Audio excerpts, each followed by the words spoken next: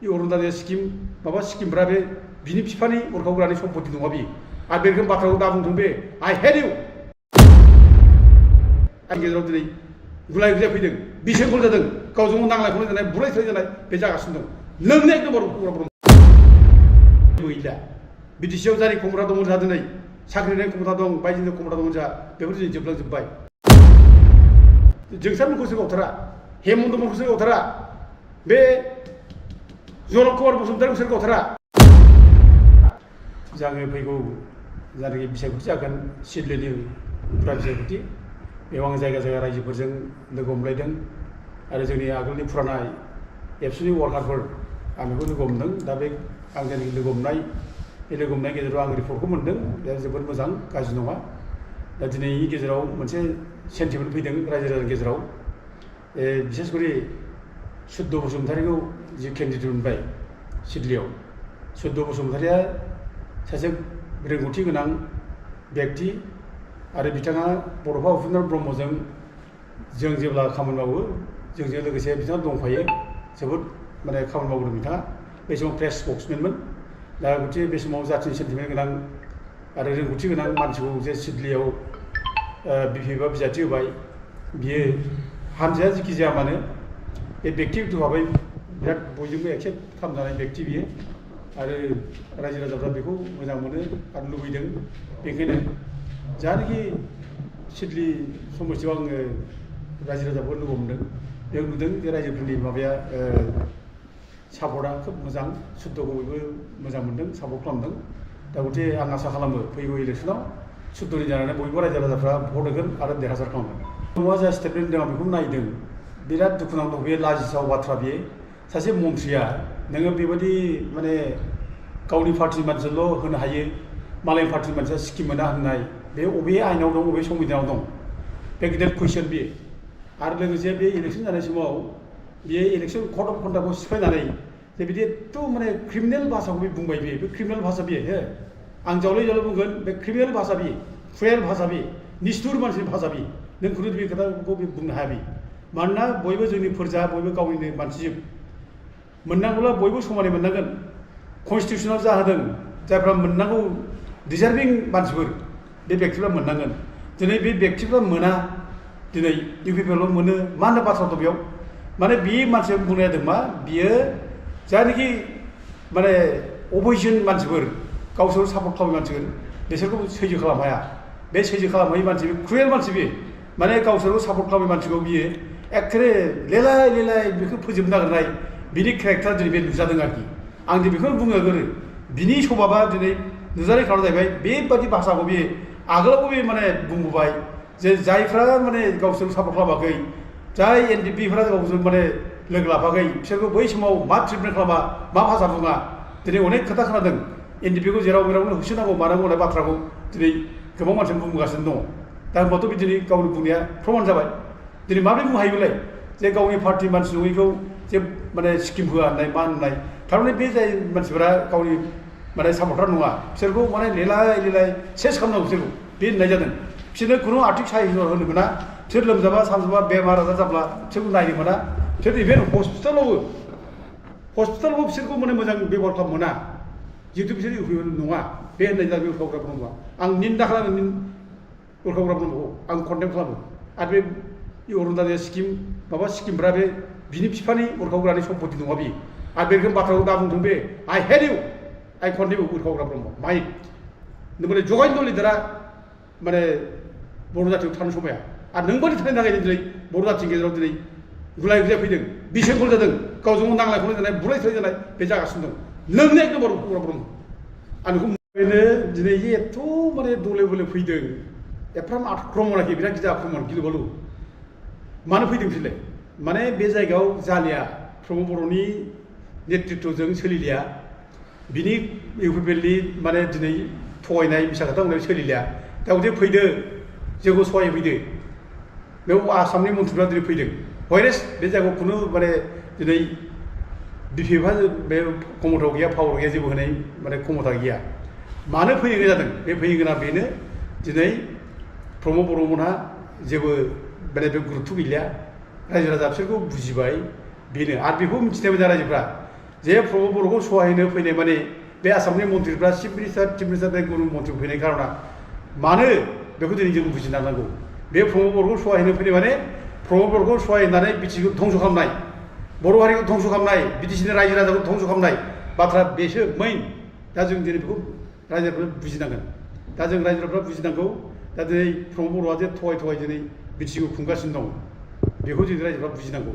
दा एक नम्बर मिसलिया होनब्ला प्रमद बर' दा माने बिटिसिआव जायनाखि सासन खुंगासिनो दङ, बे सैरासारि सरकार बियो, थगायसुला सरकार बियो, नंखाय खोथा बुङै गिदिंग्रा मिसलिया सरकार बियो।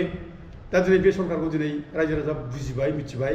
दा दिनै बेखौ उदखार खालामनांगौ, होखारनांगौ बिटिसिनिफ्राय आरो बिटिसिखौ बासायनांगौ। दा दिनै रायजोफ्रा बेखौ दिनै बयबो मोनसे थांखि लाबाय आरो आं बेखौनो खावलायो दिनै रायजो राजाफोरखौ जे रायजोफोर, आइफोर आफाफोर दिनै बयबो बुजिनायनि टाइम फैबाय, सम जाबाय। दे दिनै बिसोर थगाय दिनै रायजो राजाखौ मिसा खोथा बुङै दिनै जोंनि बिटिसिनि क्षमता, जोंनि 6 इउनिटनि क्षमता बेखौ सेस खालामगासिनो दं। दिनै जोब्बाय रायजोफोर, बिटिसिआ जोब्बाय, दिनै जेबो गैला। बिटिसिआव जाय क्षमता दंमोन जोंहा दिनै साख्रि होनाय क्षमता दं, बायदिनि क्षमता दंमोन जोंहा, बेफोर दिनै जोबलांजोब्बाय। दा दिनै बे जोबनायखौ जों माने लाखिनांगौब्ला जोंनि रायजो राजाफ्रा एकगट जानांगोन, दिनै गोख्रों भाबै आवगायबोनांगोन। जों दिनै नैबे उफ्रा बिसायख'थियाव जों देरहानांगोन। सत्य कुमार बसुमतारिखौ जोङो जेरैबाबो भट होनानै देरहानांगोन आरो जों गाबथाफिननांगोन। जोंनि जायनाखि मोनखानाय माने बिटिसि, जोङो थैजों सोरजिनाय बिटिसि, जों बेखौ दिनै लाखिफिननांगोन, नङाबा जेनगोन, जों जोबगोन। दा गथिखे आं दिनै खावलायो, दिनै रायजो राजाफ्रा बयबो जागरण जानांगौ। दिनै बयबो सेंग्रा सिख्ला बोराय बेन्थ' दिनै बे माने जागरण जानांगौ। जोंनियाव मोनसे जागरण फैनांगौ आरो बे जागरना अखल प्रमद बर'खौ होखारनायल' नङा, प्रमद बर' होखारनाया मोनसे एजेन्डा जागोन, बेबो मोनसे पार्ट बे जोंनि एजेन्डानि। खिन्थु जोंनि एजेन्डा मेना जागोन बिटिसि बासाव, फार्स्टआव बिटिसि बासाव जों बिटिसिखौ बोरै बासायनांगोन आरो बिटिसिखौ बासायनो थाखाय जों रायजो राजा आइ आफाफोरा दिनै जों बयबो दोलो ओंखारनांगोन। आरो बेनि थाखाय जोङो दिनै नुगासिनो दं दिनै जे दिनै बेबायदि उदाहरन मेरला दं। रासियाव सौबिरासियाव जारबादि सैरासारि नेताखौ दिनै सात्र साथ्रिफ्रा ओंखारनानै आइ आफा बोराय बेन्थ' बयबो रासिया मानसिफ्रा ओंखारनानै होखारदों जारबादिखौ। दिनै बे प्रमद बर'आ हाजार सरकारि माने मन्थ्रि बुलाला फैनानै पुलिस मिलिटारि बाहायनानै नों आंखौ जेलाव जोबनानै दोननानै नों आंखौ गावथारनानै बुथारनानै नों सरकार सालायनांगोन माने मा जानो हानाय नङा। दिनै रायजोफ्रा नुजोब्बाय जे बिटिसिआ जोंनि थैजों सोरजिजानाय, बे बिटिसिआ जोबगासिनो दं। दा बेखौ रायजोफ्रा दिनै मिथिबाय। दा जे हे आइफोर आफाफोर बयबो ओंखारबो आगयबो दिनै बे सैरासारि सरकारखौ जोङो दिनै उख्रायनांगौ, उदखार खालामनांगौ, जों बिटिसिखौ बासायनांगौ। आं बेखौ बयबो खावलायो। दिनै बिसोरो दिनै नंखाय खोथा बुंगासिनो दं। बहा बोला रायजोफोर न'खर सायख'या मोनबाय, सोरबा सासे मोनदों, रावबोथ' मोनाखै। सान्थि फैबाय रायजोफोर, सान्थिथ' फैयाखै। दिनै सान्थिनि दल दामगासिनो दं। बहा फैदों रायजोफोर? दिनै मानसि बुगासिनो दं। दिनै सोर बुदों बेखौलाय? जानाय बे माने प्रमद बर' सरकार दैदेननाय बिनि सापर्टारफोर बिसोर बुगासिनो दं। दिनै सोर बुदों? गन्दगल सोर खालामदों? मानसि गावथारदों, सोर गावथारदों? जोंसारमोनखौ सोर गावथारा? हेमन्तमोनखौ सोर गावथारा? बे जनक कुमार बसुमतारिखौ सोर गावथारा? जों बे नागेश्वर बसुमतारिखौ सोर गावथारखो? जोंनो बे सिदलियाव नों बे माने बेनामिनखौ फेटनायाव गावनाय सोर गावा? बे गासैबो प्रमद बर'नि गुन्दा बाहिनी गावनाय गासैबो बियो। आरो दिनै बिसोर दिनै लाजिहाबसो दिनै रायजो राजा आइ आफाखौ दिनै गावथारनानै बुख्रुब सुख्रुब खालामनानै सान्थि फैबाय दिनै दल दामनो। दिनै हाग्रा बंग्रायाव सोर ओंखारदों? बे गोरिब गुन्द्रा आइ आफा बर'खौ ओंखारदों, न' बां सावदों। दिनै लाजियाखै बिसोरो? दिनै सान्थि फैबाय होनना बुंनो सोर गाबदों फालाय? बे गोरिब गुन्द्रा बर'खौनो गाबदों। दिनै मा खालामदों? दिनै साख्रि होनो हानाय क्षमता दंब्ला दिनै बे गोरिब गुन्द्रा मैगं फाननानै जाग्रा, ना फाननानै जाग्रा, बेफारि खालामग्रा फिसा फिसौ बेफोरनि न'खरनि फिसाफ्रानो साफा सानैबो मोनगौमोन। दिनै सासेबो गैया। अब्ला बोरो नोंनि माने न'खर साख्रि होगोन, परिबर्तन होननाय बाथ्रा बोरो नोंनि बे माने सेल्फ हेल्प ग्रुप फैसा होगोन होननाय बाथ्रा बोरो दिनै सान्थि फैबाय होनना बुंबाय नोङो। माखौ लानो सान्थि फैदों? दिनै बे एनडिपिखौ नोङो अस्त्र सस्त्र गथायनो हानायखाय, सारेन्डार जानो हानायखाय सान्थि फैबाय होनबाय नों। खिन्थु दिनै जेलावथ' मेरला मानसि दं। दिनै जेराव मेरला मानसि दं। सोरबा फासिनि अर्डार जाबाय, सोरबा लाइफ लं पानिशमेन्ट जाबाय। रन्जन दैमारि मोना मानो दिनै गवाखै? बोरो नोंसिनि सान्थिया बेनो नामा? दिनै गाबगु दिनै जायनिखि एनडिपि मानसिफोर दं दिनै केसा माला जोबगोन बिदि सिन्था, हाजिरा हैनांगौ फैसा थाखा गैया। अब्ला नोंनि सान्थिया बोरो? दा बे मिसलिया सरकार, थगायग्रा सरकार, बे सैरासारि सरकार, बे प्रमद बर'खौ दिनै उदखार खालामदों। बिसोरनि दिनाव दिनै थगायनाय, मिसा खोथा बुंनाय, बेल' दिनै बिसोरनिखौ दादागिरि सोलिनाय लासिं सिं।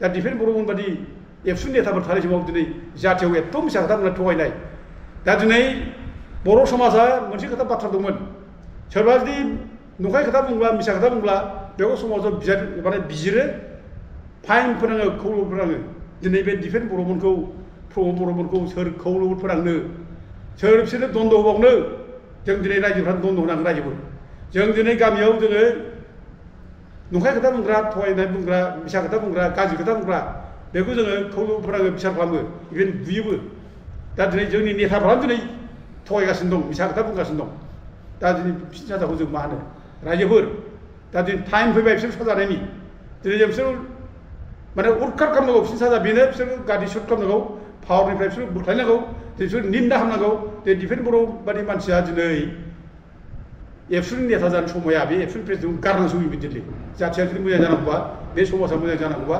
बिटिसिआ मोजां जानांगौबा बे फार्स्टआव एबसुनि बिबानखौ बिदिनो गारनांगौ आरो बेजों लोगोसे प्रमद बर'मोनखौ जों गाज्रिनिफ्राय होखारनांगौ दा दिनै जों बे खामानिखौ जों रायजो राजाफ्रा दिनै मावनांगौ आं बयबो रायजोफोरखौ खावलायो दिनै बिसोरो गावसिनि जायनाखि नैतिकता बे जोबजोब्बाय गैलिया दा फैसा होयै होयै फैसा रानै रानै 100 200 500 होयै दिनै रायजोफोरखौ माने भट होनो थाखाय खावलायदों रायजोफ्रा गिदिर नाङा रावबो फैसा जा बिसोरनिफ्राय फैसा जानायाव फैसा फाब जाया रायजोफोर फैसा जा भट होब्ला फाब नांगौ रायजो बिसोर फैसा माने फैसा ला भट दा होफिनो बे थगायसुला मानसिफोरनो जुदि जोङो माने भट होयोब्ला जोंहा फाब नांगोन हारिनि सावनांगोन बे थैनाय मानसिफोरनि मुंख्लंफोरनि जेराव सावनांगौ हिसाब नांगोन उपेन्द्र ब्रह्मआ दिनै जोंखौ थुलुंगागासिनो दं नोंसोर मा सिरि थाखो जावरिखां ओंखारबो मानो ओंखारदों नोंसोरलाय मा बुंनो थाखो दिनै बड'फा उपेन्द्र ब्रह्मआ जोंखौ थुफांबाय थायो जोंनो मनबल होबाय थायो गथे जों दिनै सिरि थानाय बाथ्रा गैया ओंखारगोन ओंखारफिननानै जों दिनै मोनसे जावरिखांनाय जों लाबोगोन रायजो राजानि गेजेराव